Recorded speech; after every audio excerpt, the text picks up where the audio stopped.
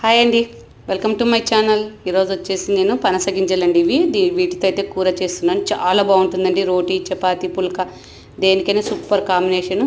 First అయితే పొట్టంతా తీసుకొని ఇలా కుక్కర్లో వేసేసి 3 విజిల్స్ వచ్చేదాకా ఉడికించుకున్నానండి. చాలా బాగా ఉడికాయి చూడండి, మెత్తగా. ఇవి వచ్చేసి సేమ్ మనకు జీడిపప్పు లాగా ఉంటుందండి. కర్రీ కూడా చాలా బాగుంటుంది, కాజు కర్రీ టైప్లో ఉంటుంది.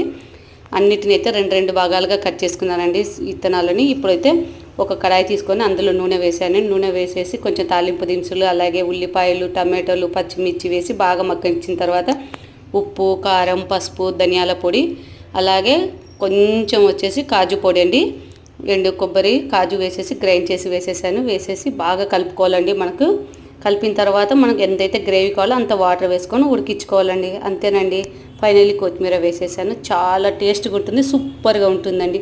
మీకు కానీ కర్రీ నచ్చినట్లయితే లైక్ చేయండి, షేర్ చేయండి, సబ్స్క్రైబ్ చేసుకోండి. Thank you for watching.